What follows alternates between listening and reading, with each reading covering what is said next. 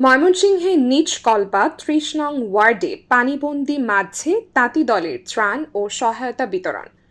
বাংলাদেশ জাতীয়তাবাদী তাঁতি দলের ময়মনসিংহ দক্ষিণ জেলা শাখার উদ্যোগে সাম্প্রতিক পানিবন্দী ক্ষতিগ্রস্ত অসহায় মানুষের মাঝে ত্রাণ ও মানবিক সহায়তা প্রদান করা হয়েছে। অনুষ্ঠানে প্রধান অতিথি হিসাবে উপস্থিত ছিলেন বাংলাদেশ জাতীয়তাবাদী তাঁতি দলের কেন্দ্রীয় আহ্বায়ক মোহাম্মদ আবুল কালাম আজাদ। তিনি পানিবন্দী মানুষের খোঁজ খবর নেন এবং তাদের হাতে খাদ্য সামগ্রী ও প্রয়োজনীয় সহায়তা তুলে দেন। তারেক রহমানের উনি অনেক পরিশ্রম করতেছে দেশের জন্য, দেশের জন্য।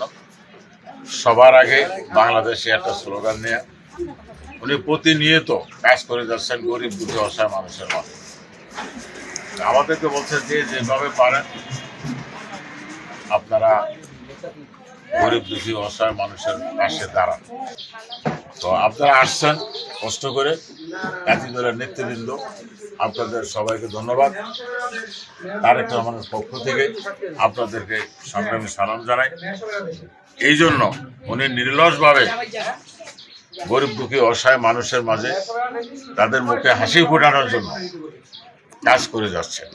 তার সাথে যদি আমরাও একটু অংশগ্রহণ করি তাইলে মনে করবে যে তারেক রহমান এখানে আসতে পারে নাই, তারেক রহমানের প্রতিনিধি অথবা কেন্দ্রীয় তাঁতি দলের পক্ষ থেকে আমরা এখানে আসছি।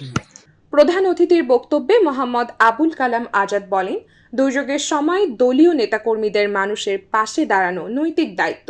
তিনি সমাজের বিত্তবান ও সামর্থ্যবান ব্যক্তিদেরও পানিবন্দী মানুষের সহায়তায় এগিয়ে আসার আহ্বান জানান।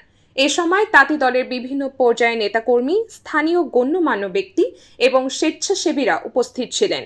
ত্রাণ কার্যক্রমে খাদ্য সামগ্রী সহ বিভিন্ন প্রয়োজনীয় উপকরণ পানিবন্দী পরিবারের মাঝে বিতরণ করা হয়।